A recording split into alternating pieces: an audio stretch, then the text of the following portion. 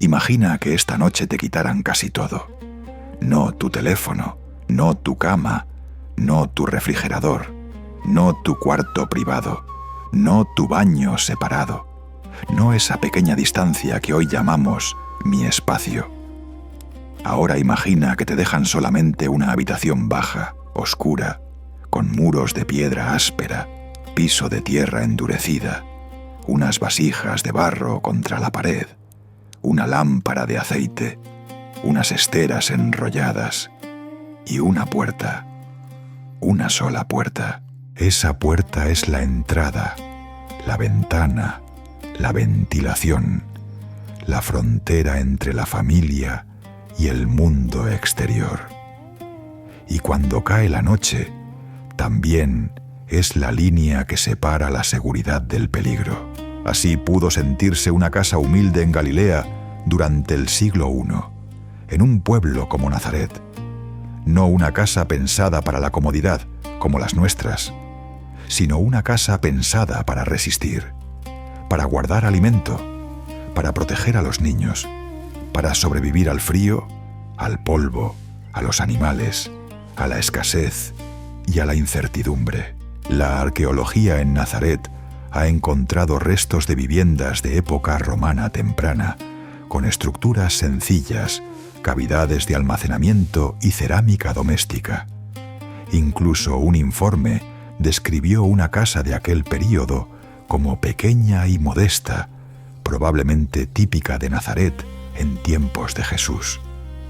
Y aquí comienza nuestra pregunta. ¿Podría una familia moderna sobrevivir una sola noche en una casa como la que Jesús pudo haber conocido de niño? La escena empieza antes de que el sol se levante por completo. Dentro de la casa todavía hay penumbra. El techo es bajo. Las vigas están oscurecidas por años de humo. No hay una lámpara brillante colgando del centro. No hay ventanas amplias. Solo una abertura, una puerta de madera sencilla, quizá reforzada con un travesaño, por donde entra una franja de luz gris. En el suelo, varios niños siguen dormidos sobre esteras. No duermen en habitaciones separadas. No hay camas individuales. Sus cuerpos están cerca unos de otros, envueltos en mantos, junto a cestas, herramientas y vasijas. Para nosotros, eso parecería desorden. Para ellos, era organización práctica. Cada objeto tenía un lugar, porque el espacio era mínimo. Contra una pared están los grandes recipientes de barro. Algunos guardan grano, otros harina, otros quizá higos secos, aceitunas o legumbres. Cerca de allí hay una piedra de moler, un pequeño cuenco, una jarra para agua, una lámpara de aceite con la mecha ennegrecida.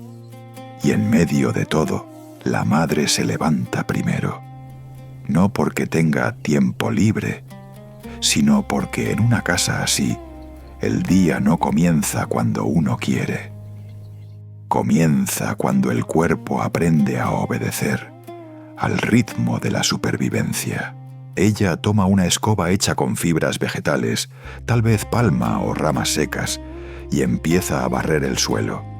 No es un suelo pulido, es tierra compactada o piedra irregular marcada por pies, ceniza, migas, polvo y pequeños restos de paja. Cada movimiento de la escoba levanta un olor antiguo: humo, arcilla, aceite, lana, pan seco, animales cercanos. Y ahí está uno de los detalles que más nos cuesta imaginar. En una vivienda pobre, la vida humana y la vida animal no siempre estaban completamente separadas.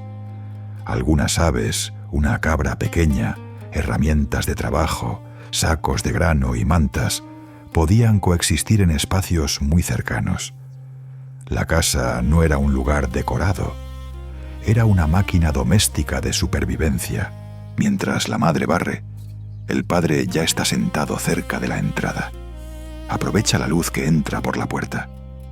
Tiene en las manos una pieza de madera, quizá un pequeño pestillo, una clavija, una reparación para el umbral o para una puerta desgastada. No trabaja en silencio perfecto.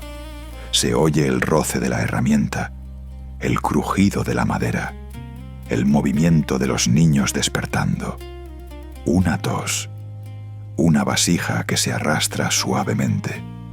Y entonces, por un instante, la cámara se detiene, porque esta no es solo una escena de pobreza, es una escena de encarnación.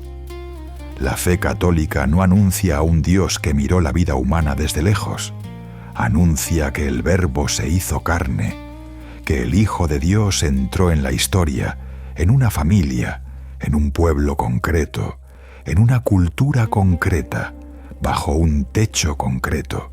Y si Jesús creció en Nazaret, no creció en un palacio. Creció en la humildad de una vida ordinaria, donde el pan debía amasarse, el agua debía traerse, la ropa debía remendarse y la noche debía compartirse en un espacio pequeño. Tal vez por eso, cuando Jesús habló del reino de Dios, no usó primero imágenes imperiales. Habló de semillas, de lámparas, de puertas, de pan, de levadura, de casas edificadas sobre roca, porque esas cosas no eran metáforas lejanas, eran el mundo que él conocía. Y antes de mirar la grandeza de sus milagros, quizá necesitamos entrar primero en esta habitación pequeña, oscura y pobre, porque allí, en lo cotidiano, comienza una parte del misterio. Y al entrar más profundamente en esta habitación, descubrimos algo que para una familia moderna sería casi insoportable. Aquí no existe una separación clara entre dormir, cocinar, guardar comida, trabajar, rezar y convivir. Todo ocurre en el mismo espacio, el mismo rincón donde por la noche se extienden las esteras. Durante el día puede servir para colocar cestas, remendar telas o preparar alimento. El mismo muro donde descansan los niños también sostiene vasijas de grano. La misma puerta por donde entra la luz de la mañana, por la tarde deja pasar el polvo del camino, el olor de los animales y las voces del vecindario. La casa no está diseñada para la privacidad, está diseñada para la continuidad de la vida. La madre se inclina junto a una vasija. Retira una pequeña cantidad de grano o harina. No puede desperdiciar nada. Cada puñado tiene valor. Cada medida representa trabajo, siembra, cosecha, molienda, almacenamiento, espera. En una casa pobre de Galilea, el alimento no era simplemente comida. Era seguridad. Era futuro. Era la delgada línea entre pasar un día difícil y caer en una verdadera angustia. Por eso las cavidades de almacenamiento, las tinajas y los recipientes de barro eran tan importantes. No eran decoración rústica, eran una especie de memoria material de la familia. Allí se guardaba lo que el campo había dado, lo que se había comprado con esfuerzo, lo que debía durar hasta la próxima temporada. Mientras tanto, el padre continúa reparando la madera cerca de la puerta. La puerta merece atención. Si se rompe, la casa queda vulnerable. Si el umbral se desgasta, entra más polvo. Si el pestillo falla, la noche se vuelve menos segura. En una vivienda así, reparar no era una tarea secundaria. Reparar era sobrevivir. Un niño despierta y se sienta sobre la estera. Mira alrededor con sueño. No se levanta en una habitación infantil. No tiene juguetes acumulados en un rincón. Lo que tiene frente a él es el mundo real de su familia. Herramientas, vasijas, pan, animales, mantos, fuego, trabajo. Y quizá esa sea una de las diferencias más profundas entre su infancia y la nuestra. Nosotros solemos separar a los niños de la dureza de la vida. En una aldea de Galilea, los niños crecían observando la vida desde dentro. Veían cómo se molía el grano, cómo se remendaba una prenda, cómo se encendía una lámpara, cómo se guardaba el alimento y cómo se cuidaba el silencio cuando todos estaban cansados. La casa enseñaba antes que las palabras. Al caer la tarde, la escena cambia. La luz natural se debilita. La puerta, que durante el día fue la principal fuente de claridad, ya no basta. Entonces, alguien toma la pequeña lámpara de barro, añade aceite, ajusta la mecha. La llama aparece, frágil, amarilla, temblorosa, y de pronto toda la casa depende de esa pequeña luz. No ilumina como una bombilla moderna. No vence la oscuridad por completo. Solo abre un círculo pequeño en medio de las sombras.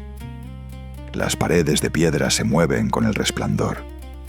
Las vigas ennegrecidas parecen más bajas. Las vasijas proyectan sombras largas. Los rostros aparecen y desaparecen. Ahora entendemos con más fuerza una imagen del Evangelio.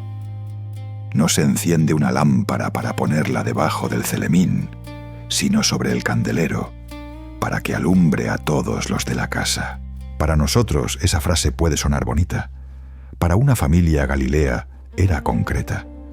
Una lámpara no era un adorno espiritual, era la diferencia entre ver y tropezar, entre moverse con seguridad o derramar aceite, perder grano, despertar a un niño, pisar una herramienta.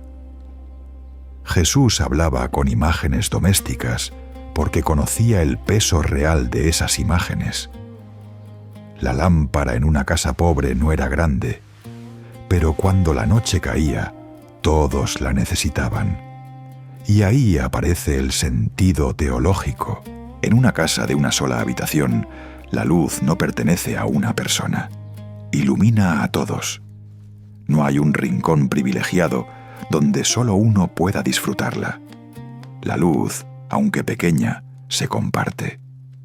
Así también la gracia no está hecha para esconderse, sino para irradiar en lo concreto. En la mesa, en la familia, en el trabajo, en el cansancio, en la pobreza. Más tarde, las esteras vuelven al suelo. Las herramientas se colocan contra la pared. Las vasijas se acercan a zonas seguras. Los cuerpos se acomodan como pueden. Tal vez un animal pequeño se mueve cerca del umbral. Tal vez una madre revisa por última vez que el aceite alcance.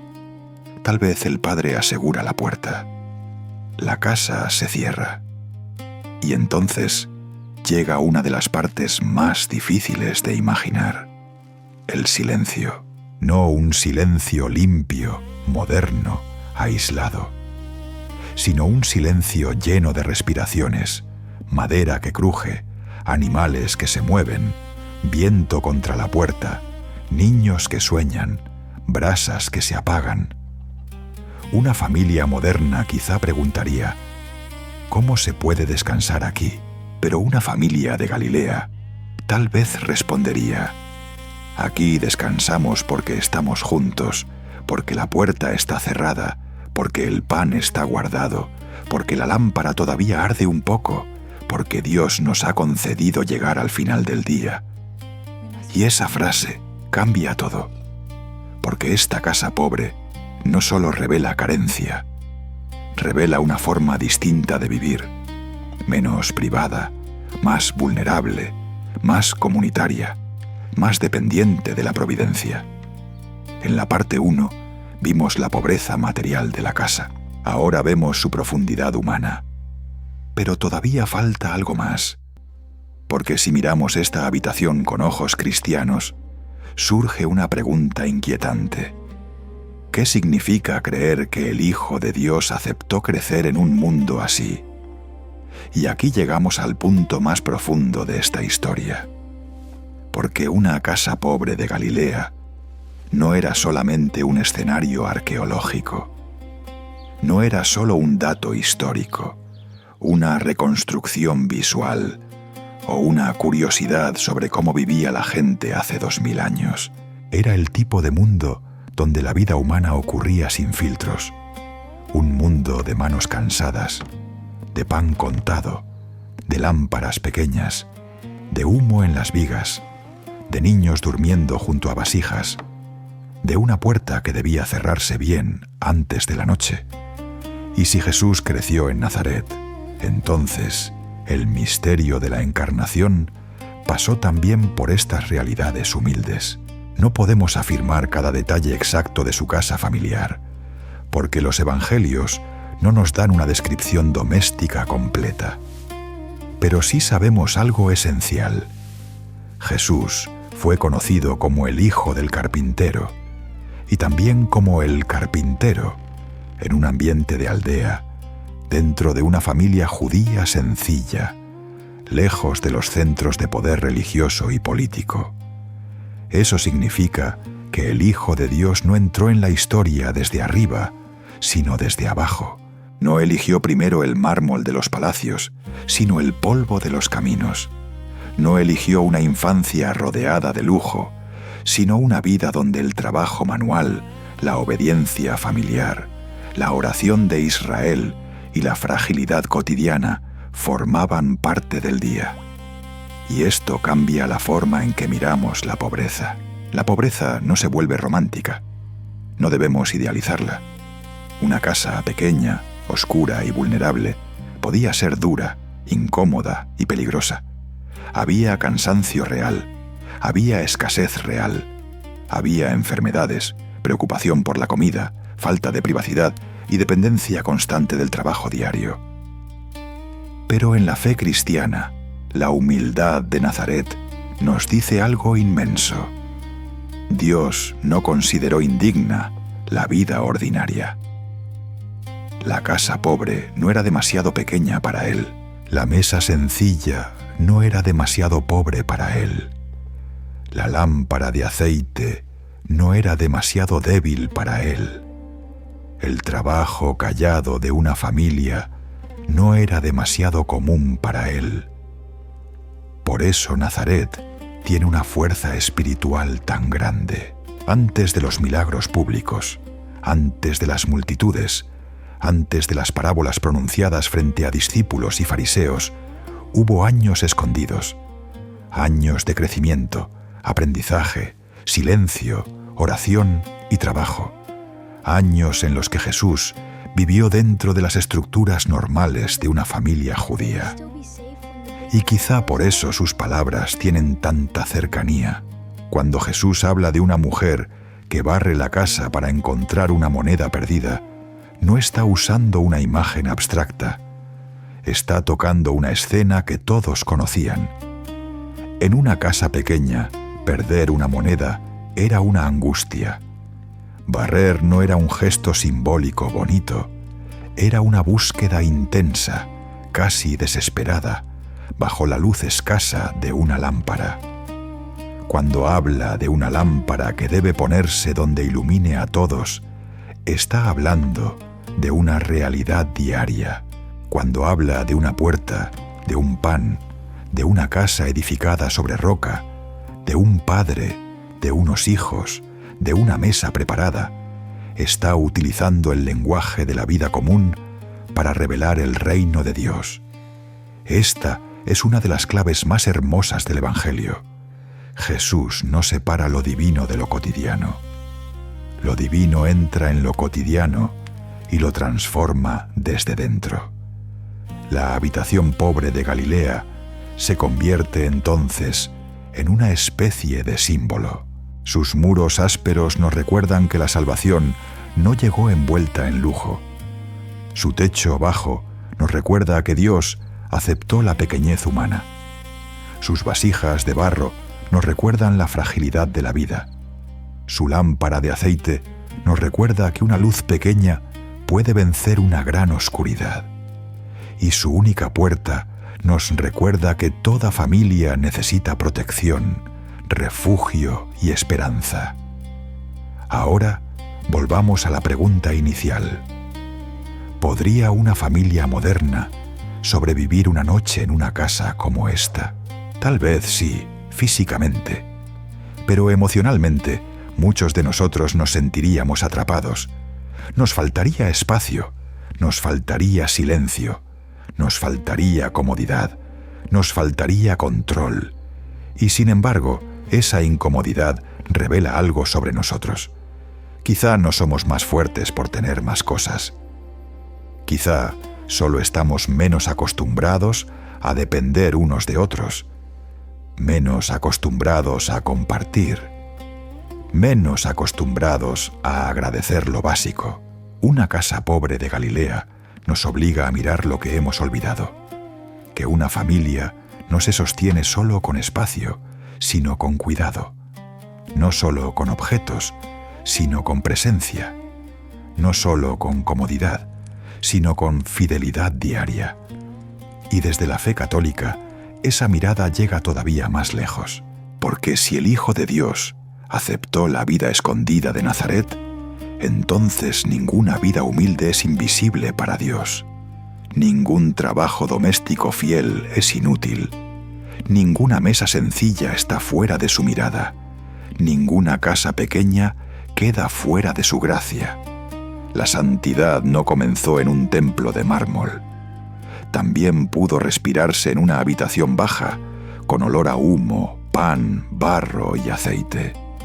Y quizá ese sea el mayor impacto de entrar en una casa pobre de Galilea, descubrir que para Dios lo pequeño nunca fue insignificante. Porque en el silencio de Nazaret, antes de que el mundo escuchara la voz de Jesús, ya estaba ocurriendo algo sagrado. Una familia vivía, una lámpara ardía, una puerta se cerraba, y el misterio de Dios habitaba entre los pobres.